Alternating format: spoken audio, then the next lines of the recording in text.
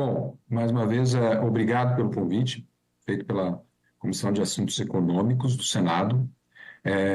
Eu cumprimento o senador Isalci Lucas por o dia de hoje. É uma honra para mim estar aqui. Cumprimentando o senador Isalci, eu cumprimento todos os demais senadores presentes na casa, os demais deputados que eventualmente estejam também presentes e os demais membros do painel que a gente está apresentando hoje. A ideia hoje a gente vai falar sobre o setor de turismo. Eu precisaria que me habilitassem aqui a fazer a apresentação. Eu não posso dividir a minha tela, precisa habilitar aí. Então, nós vamos falar sobre o setor de turismo, especialmente sobre hotéis, parques e resorts, tá? E pessoal, ainda eu não consigo habilitar minha tela aqui. Ok, estou ajustando aqui. Tá bom. O que acontece, cabe a gente lembrar, é que o setor de turismo, né, hotéis, parques e resorts, eles foram incluídos no regime específico e tem uma razão para isso, né? O regime específico ele foi criado com a ideia de que a gente deveria ter em alguns setores, em alguns tipos de serviços ou fornecimentos, o IVA não funciona, digamos assim, perfeitamente. Tá liberado Então, aí, ele tá, funciona. Eduardo? Obrigado.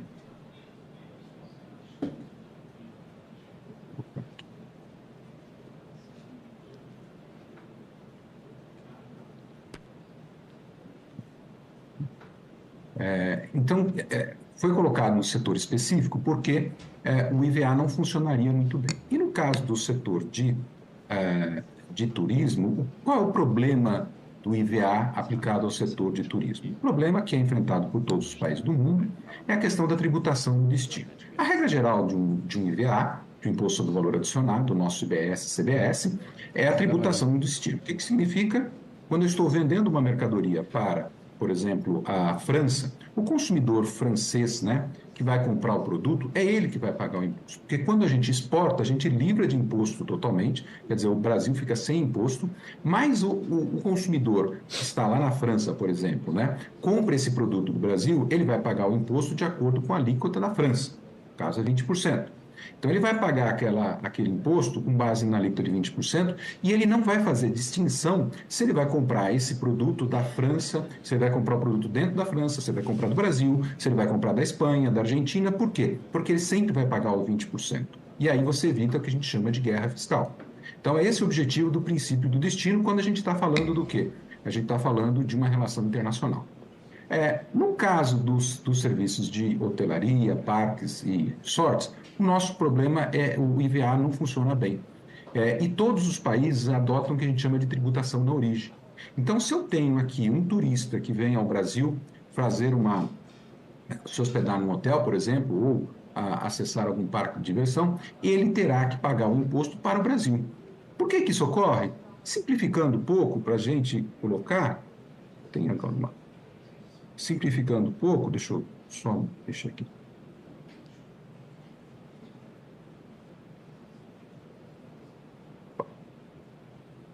Simplificando um pouco, a questão o que aparece é que é muito difícil você identificar se aquela pessoa que está hospedando no hotel, ele é uma pessoa, é um residente no exterior ou não. Não importa se se ele for estrangeiro, precisa saber se ele é residente no exterior ou não para aplicar o que seria a isenção na exportação. Então, na prática, todos os países cobram imposto. E aí, aquele consumidor lá na França, quando ele vai olhar, tá certo, aonde ele vai fazer o turismo, ele vai olhar não só a alíquota que tem na França, como também a alíquota que vai ter no Brasil, a alíquota que vai ter na Argentina, a alíquota que vai em Madrid. Quando ele tiver que escolher, né, o setor, o local para viajar, ele vai analisar o preço, obviamente, as preferências, e dentro do preço está embutido o imposto. Então, obviamente, isso vai influenciar a decisão dele. E aí que surge a chamada tributação da origem. Então, os hotéis, parques e resorts vão pagar imposto hoje para o Brasil, mesmo que o turista seja um turista estrangeiro. Isso é uma regra que não é só para o Brasil, não, vale em todo lugar do mundo. E ele afeta duplamente o setor do turismo. Não só porque o estrangeiro pode resolver não vir para cá, tá? Em função de uma alíquota mais alta, mas o inverso. Ou seja, o turista brasileiro, ao fazer a escolha, se você tem um imposto mais barato em outro país, ele pode ir para outro país e não ficar no Brasil. Então você tem, no final do dia, você afeta não só a demanda de estrangeiros para visitar o país, mas também a demanda de residentes brasileiros, né, por destinos nacionais. Eles podem optar em ir para outro país. Essa característica de tributação da origem gera aquilo que nós chamamos de guerra fiscal, que funciona semelhante ao que a gente tinha da guerra fiscal do ICMS, e o resultado é que, dos 32 países que nós pegamos, a maioria são da OCDE e europeus, nós temos 28 países com alíquotas reduzidas para o setor. Desses 28 países que têm alíquota reduzida, 20 têm alíquotas inferiores a 50% da alíquota padrão. E a média aritmética desses países é de 10,3%. E só para lembrar, o exemplo que eu dei da França até agora, a alíquota era padrão lá é 20%, mas a alíquota para o turismo é de 10%. Então, veja, a gente tem uma razão para tratar o setor de uma razão técnica, uma razão de técnica do IVA, de tratar o setor de turismo, digamos assim, com um regime específico. Então, isso tem razão, o governo reconheceu, colocou na emenda constitucional e também colocou no PLP. Agora, como é que ele vai determinar a alíquota, né? Esse é um probleminha que a gente enfrentou e eu tenho feito diversos cálculos, não só para esse setor, mas para diversos setores que estão no regime específico. E nesse regime específico, como calcular essa alíquota? Não é fácil, ela é uma determinação muito, vamos dizer, complexa. E a alíquota significa o quanto pagar, e o quanto pagar tem que estar claramente determinado pela lei. Lembrando que os serviços de hotéis e parques, né, e também de resorts, eles são serviços que não incluem alimentação. Então, portanto, um restaurante dentro do hotel, ele estaria sendo tributado pelo regime específico de restaurantes. Somente aquela refeição, aqueles alimentos fornecidos pelos hotéis e que estão incluídos nas diárias ou eventualmente no ticket do parque de diversão é que poderão ser tributados por esse regime específico. Os demais fornecimentos de alimentação serão tributados pelo regime de restaurantes. Então, olhando aqui, como é que eles falam? Olha, vamos calcular essa alíquota com base numa carga tributária equivalente. E como é que ele chega a isso? Ele fala assim, ó, pega essa carga tributária, que nós vamos ver daqui a pouco como é que ela é calculada, e divide pela receita do estabelecimento. Agora eu pergunto, o que receita? Receita bruta, receita líquida? Intuitivamente a gente pode dizer, ó, o novo sistema é uma receita líquida, né? O IBS vai ser sobre a receita líquida. Mas a gente está falando de lei, a gente tem que ter essa definição na lei. Então a gente já tem o primeiro probleminha que a gente enfrenta para fazer esse cálculo.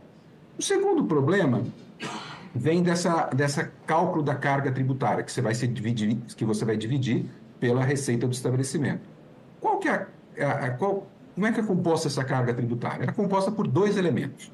O imposto que você paga quando você está fornecendo o serviço de hotelaria, ou de resorts, ou de parques. Então, o imposto incidente nessa operação. Para começar, a redação aqui já está errada, a gente precisa corrigir isso. Não tem incidência de ICMS hoje em dia nos serviços de hotéis. Tá? Os serviços de hotéis, pode ser que no restaurante do hotel tenha, mas não no serviço de hotelaria. Hoje se paga, sobre as diárias de hotéis, se paga somente ISS. Tá? Então, a gente chama atenção para isso aqui. Então, você vai calcular o ISS, o PIS/COFINS incidente sobre a venda do serviço, tá certo? E o segundo elemento da carga tributária é o elemento daquele imposto que foi faturado pelo fornecedor dos hotéis, dos parques e dos resorts e que não foram utilizados como crédito por essas empresas. Então, ele fala assim, olha, vamos pegar isso aí sim, né? O ICMS, ISS, IPI, PIS, COFINS, etc. 15 segundos. Incidentes, direto ou indiretamente. Então, quer dizer, isso já cria uma dificuldade bastante grande. Eu vou precisar um pouquinho mais de tempo, viu, pessoal? Porque realmente essa é uma questão um pouco mais complexa. Então, quer dizer, o que a gente tem aqui esse incidente direto e indiretamente é uma dúvida o que é direto e o que é indiretamente. Então, a gente tem uma dificuldade, digamos assim, muito grande para conseguir definir e fazer os cálculos. Apesar de tudo, né, a gente pegou e utilizou os dados do IBGE para 2017, 18 e 19, tá certo? Excluímos o fornecimento de alimentação cobrado em separado e fizemos o cálculo de como seria a alíquota do IBS, CBS, né? Se você fosse utilizado um cálculo que a gente fez uma série de estimativas, tá? Uma série de estimativas, não, uma série de pressupostos, né? De hipóteses que a gente teve que fazer para poder chegar a esse cálculo. Então, veja quanto isso é bastante complicado. Então, a gente chegou a uma alíquota de 11,40 se eu dividir a carga tributária pela receita bruta. Se eu dividir a carga tributária pela receita líquida, a alíquota seria de 12,20. Mas, repito, este formato, ele é muito complicado. Eu digo a vocês que seria muito mais tranquilo se a gente fizesse utilizasse uma redução da alíquota padrão, tá certo? Do que utilizar esta redação. Essa redação dá oportunidade de você ter diversas interpretações. Então, eu chamo a atenção, por exemplo, que hoje a alíquota reduzida em 60%, ela já está em 11,2%, porque a alíquota projetada seria de 28%.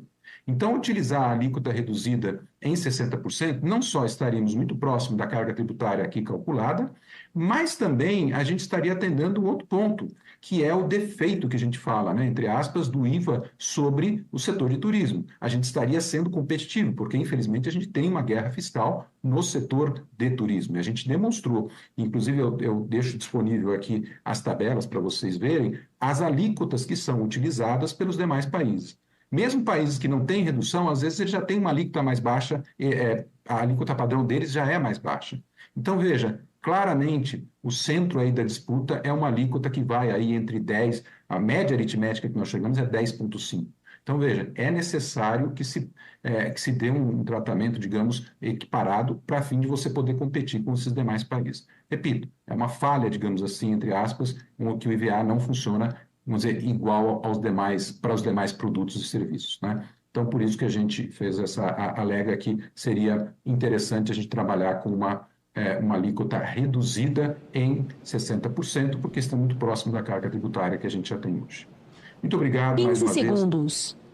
Ok. Muito obrigado mais Obrigado, pela Alan. oportunidade. Espero ter esclarecido os pontos aqui.